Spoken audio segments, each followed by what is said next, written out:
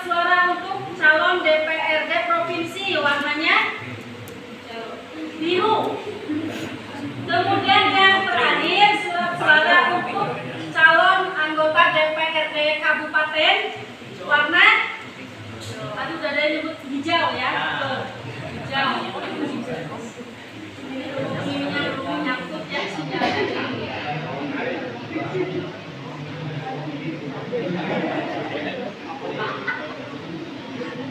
Kemudian ada di sini juga dijelaskan manfaat pemilu. Pentingnya pemilu demi masa depan bangsa yang lebih baik. Kalau tidak ada pemilu maka kita juga tidak punya pemimpin-pemimpin, maka juga tidak akan ada legitimasi kebijakan-kebijakan. Di sini ada manfaatnya yaitu sarana perwujudan kedaulatan rakyat. Yang kedua, sarana untuk melakukan penggantian pemimpin secara konstitusional. Tadi ya udah dijelaskan, kalau tidak ada pemilu, otomatis pemimpinnya yang itu lagi gitu ya, tidak ada pergantian. Kemudian sarana bagi pemimpin politik untuk memperoleh legitimasi. Jadi ketika kita tidak ada pemilu, maka tidak ada legitimasi bagi mereka para pemimpin-pemimpin untuk membuat aturan dan kebijakan. Kemudian sarana bagi rakyat untuk berpartisipasi dalam proses politik. Jadi kita sebagai kaum milenial, sebagai pemilih pemula wajib hukumnya untuk mengetahui apa itu proses berpolitik. Jadi kita jangan anti ya, jangan anti yang teman-teman di sini tahu mungkin politik kotor, politik jorok atau apa itu tidak semuanya seperti itu. Jadi ketika kita mempelajari hal-hal sesuai dengan prosedur, maka semua itu tidak akan pernah ada terjadi politik-politik yang mungkin selama ini teman-teman anggap sebagai politik kotor gitu ya. Kemudian tujuan pemilu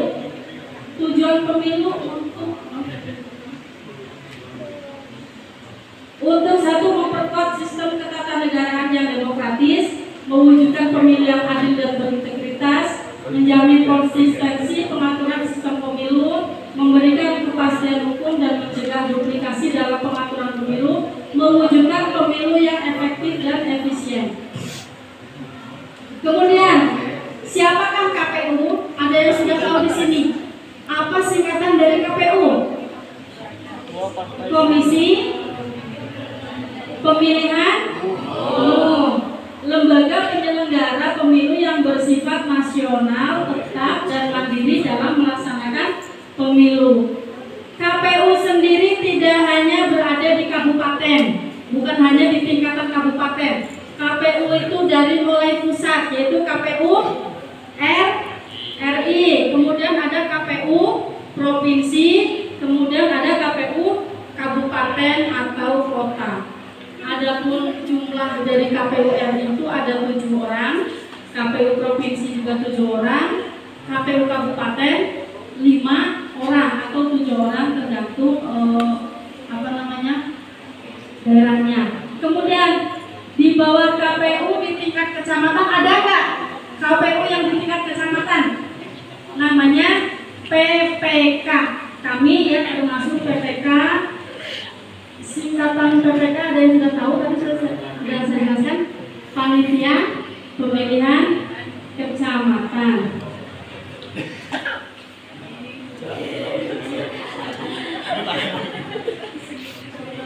Kemudian tadi sudah disebutkan KPU ya.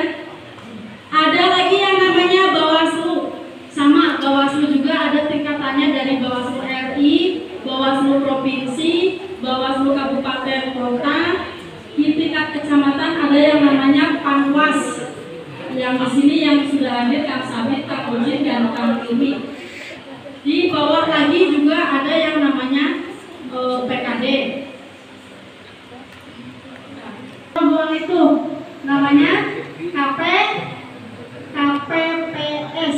Mungkin di sini teman-teman ada yang orang tuanya sudah terbiasa ikuti KPPS, mungkin ya. Yang yang di tingkat Bawaslu juga yang paling bawah tadi, setelah PKD ada yang namanya pengawas TPS. Jadi setiap TPS itu ada pengawasnya, berjumlahkan 1 orang. Kemudian di sini ada DKPP. Apa DKPP itu? Dewan Kehormatan Penyelenggara Pemilu. Nah, struktur penyelenggara pemilu di sini ya, ada KPU RI, provinsi, kabupaten kota, PPK, PPS, dan KPPS.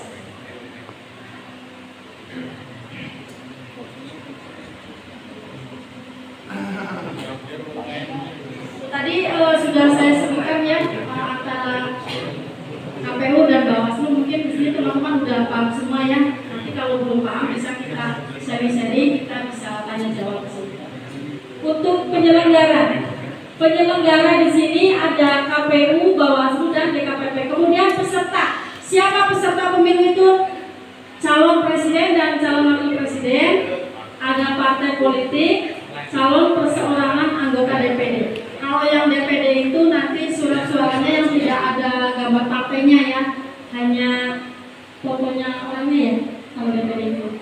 Kemudian pemilih. Siapa pemilih di sini? Warga negara Indonesia. Kemudian ini ada di sini ya teman-teman, berumur minimal 17 tahun pada saat pemungutan suara. Di sini mungkin ada pertanyaan, saya hari ini belum 17 tahun, tapi 17 tahunnya saya nanti pas tanggal 13 Februari atau 14 Februari. Nah, maka itu sudah diberikan hak untuk memilih ya. Jadi yang usianya nanti 17 tahun di tanggal 14 Februari itu sudah wajib memilih. Kemudian sudah menikah atau pernah menikah. Ada yang sudah pernah menikah di sini? Sudah menikah. Pernah menikah itu maksudnya gimana? Sudah pernah menikah tapi namun dari cerai ya. Cerai mati ataupun cerai hidup.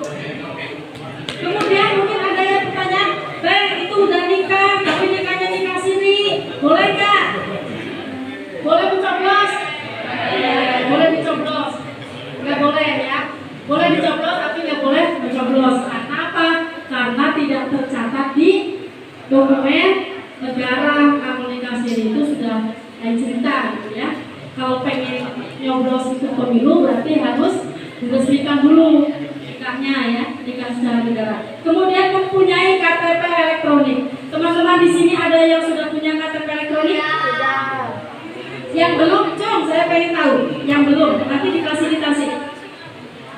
Nggak apa-apa, jangan takut-takut. Oh, ini yang belum punya KTP banyak Mas Abid, jadi nanti bisa dikondisikan. Iya.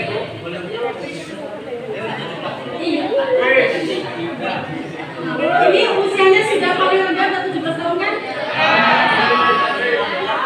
Ada yang udah 20 tahun?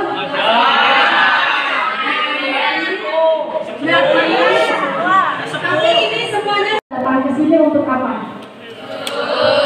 Kami datang ke sini untuk sosialisasi pemilihan pendidikan. Tidak ada daftar pemilih khusus atau BPK. Kalau DPD ini daftar pemilih tetap, yakni DPS HPA yang telah diperbaiki oleh DPS, direkapitulasi oleh BPK dan ditetapkan oleh KPU Kabupaten Kota. Pada saat kemarin dari mulai beberapa bulan belakang buat nama saudara nama adik-adik dia sudah berusia 17 tahun. Nah, nama-nama tersebut kemudian ditetapkan oleh KPU itu menjadi GPT. GPT ini yang nanti punya hak untuk memilih, untuk menyalurkan hak pilihnya. Lalu kemudian ada di sini yang dinamakan dengan daftar pemilih tambahan atau DPTB. Apa itu DPTB? Daftar pemilih yang telah terdaftar di DPT di suatu TPS, jadi sudah terdaftar di TPS 3 misalnya. Nah, ini yang karena keadaan tertentu pemilih tersebut tidak dapat menggunakan haknya, jadi tidak bisa menyalurkan hak pilih tersebut untuk menjadi TPS karena keadaan tertentu. Misalkan Salah satunya karena yang tadinya orang asing kemudian menikah dengan orang Melayu sudah membuat KTP. Nah, yang orang asing tersebut sudah terdaftar di DPT. Karena kependudukannya sudah ada di sini, kemudian mengurus pindah memilih itu akan masuk ke DPTB. Jadi pemilih yang terdaftar di DPT dan masuk ke dalam DPTB. Lalu yang ketiga, yakni daftar pemilih khusus atau DPK, ialah pemilih yang tidak terdaftar sebagai pemilih dalam DPTB dan dalam DPT dan DPTB, tetapi memenuhi syarat sebagai pemilih, yakni 17 tahun, kemudian sudah menikah, ataupun pernah nikah, dan seterusnya. Seperti itu yang masuk dalam kategori mempunyai hak untuk menjalankan hak pilih, tapi tidak terdaftar di DPT. Misalkan si A dari itu di DPT dan tidak di desa di TPR, kok nggak ada nama saya, misalkan. Lalu mengurus DPTB nggak? Saya tidak mengurus DPTB. Nah, memang belum terdaftar di DPT. Jadi yang bersangkutan masuknya ke DPK. Seperti itu. Nah, ini rekapitulasi mungkin kecil ya, sangat kecil-kecil angkanya, tapi silakan nanti adik-adik bisa mengunjungi media sosial yang ada di sini, BPK Daerah, Instagramnya, kemudian Facebook bersama BPK Daerah. Emailnya mungkin ini kalau ada yang berkirim pesan melalui email bisa juga. Nah, nanti bisa dilihat bahwa jumlah DPT di Daerah khususnya dan di Maruli Sari atau di desa masing-masing ada berapa kira-kira. Nah, itu informasinya di sini, bisa nanti dicek di Instagramnya. Secara total pemilih di Daerah itu ada 53.944 banyak, ya, terbanyak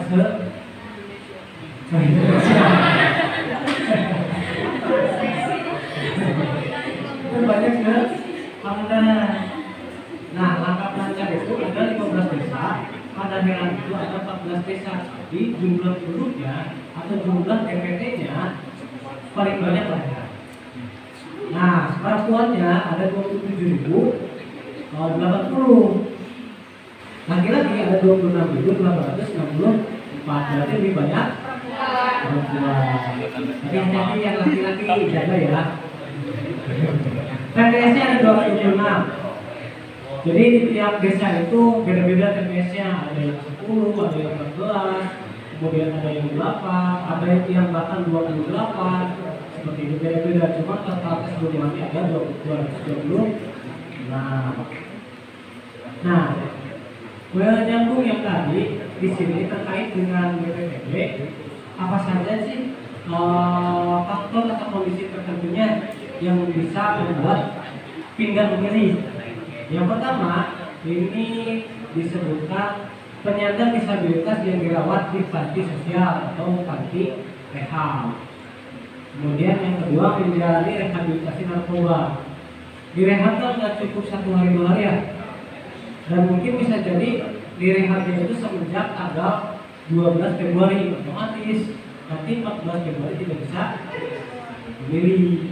Atau misalnya 1 bulan sebelum memilih atau pemilu itu direhab sehingga tidak bisa menyalurkan hak pilih di TPS, maka di sini bisa tetap hak pilihnya dijaga ataupun menaikkan aktivitasnya, ataupun kakak kalian itu sedang belajar di perguruan tinggi dia bisa pulang, nah bisa diurus juga memilih.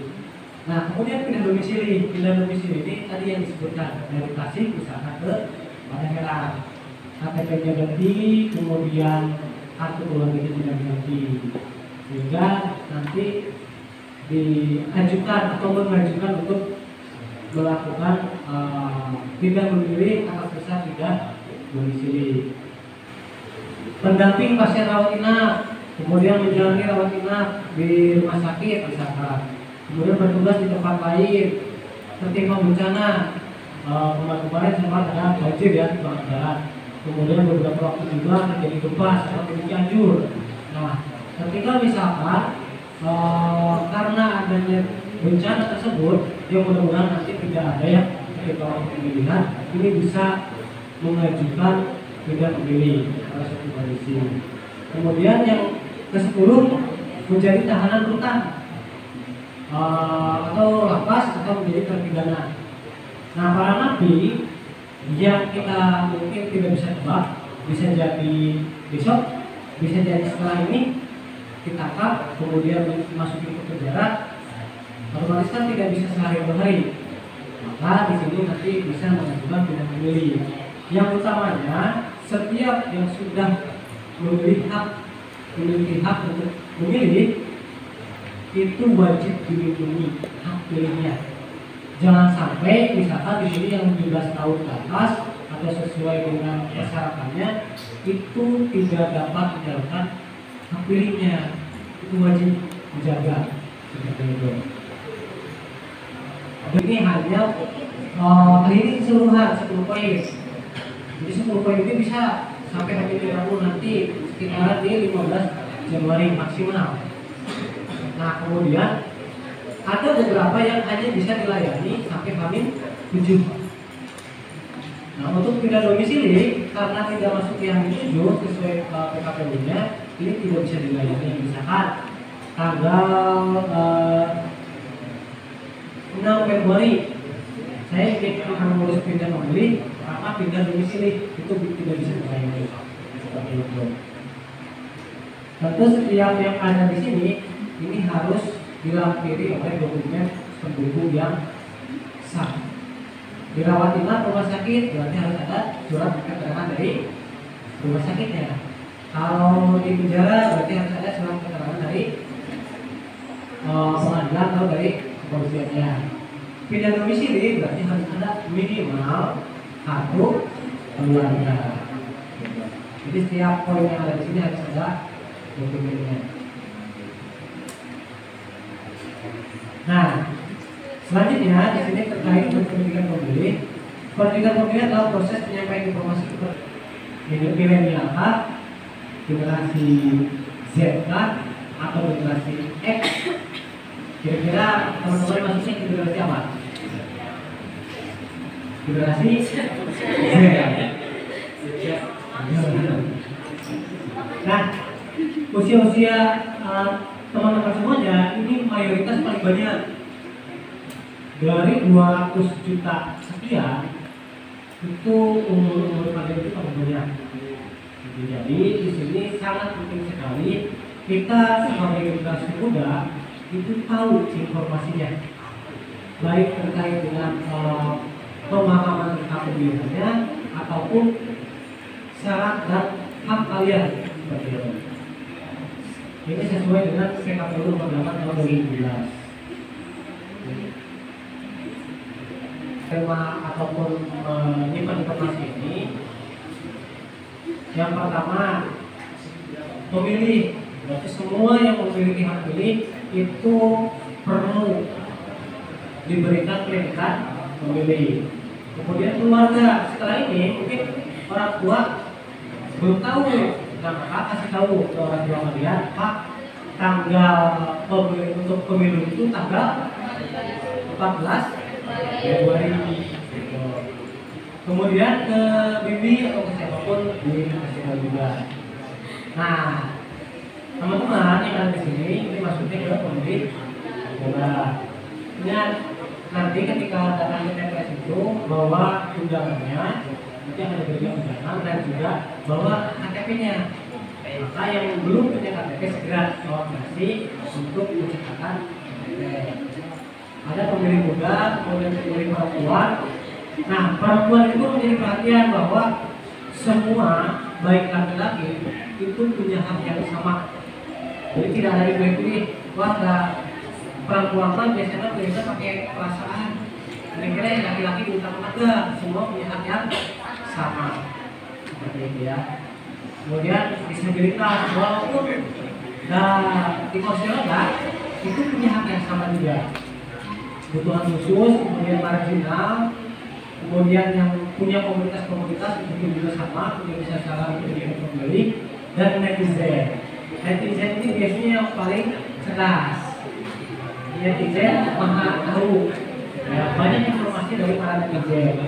Namun informasi tersebut perlu kita saring, perlu kita cross check sebelum ke gocek. Nah itu ada contohnya di apa namanya di aktif dan bebas itu tiga hak pilih, jadi hak pilihnya cabut.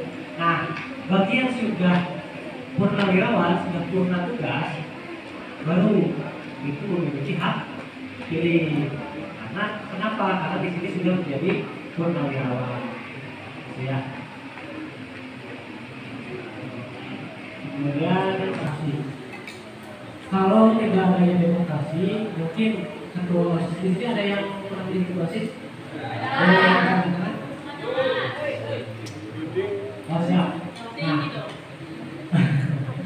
Nah, selama kemarin menjadi ketua OSIS itu merupakan salah satu proses demokrasi juga.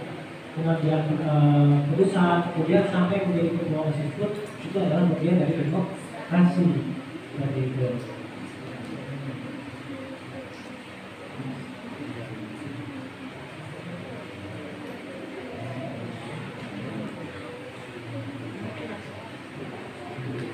Untuk pemilih, kalau tidak pemilih ada yang mengedepankan biologi, ada yang mengedepankan fungsi problem solving. Kemudian ilmu rasional, teknik kritis, jadi ada yang istilahnya kritis bisa figur dan juga melihat background fakta yang politiknya. Kalau presiden berarti diusulkan partai dan beberapa juga seperti itu. Kemudian ada yang sedikit skeptis, ada yang juga tipe tradisional. Tradisional itu belum loyal, kemudian yang skeptis tidak mempercayai cara-cara yang ada. Gitu ya. Nah, jadi kita ada di mana? Apa kita skeptis? Berarti kalau kita skeptis, kita segera bangun. Jangan sampai kita apatis. Jangan sampai kita tidak peduli terhadap adanya demokrasi di lingkungan kita. Prinsip dan asas penyelenggaraan pemilu yakni jujur, jurdil, langsung umum, bebas rahasia, jujur dan adil. Cara pemilihnya langsung, kemudian secara umum, kemudian bebas memilih siapa dan pilihan kita rahasia. Gitu, rahasia, tidak berhak siapapun mengusik kita pilih siapa. Bahkan tidak boleh mengkontrak sedikit-sedikit warga kelas 64, kelas 26 ya di negara sana sedikit-sedikit sapi, kelas 12 sapi itu tidak boleh karena asasnya adalah rahasia, jujur dan adil. Kita harus jujur dan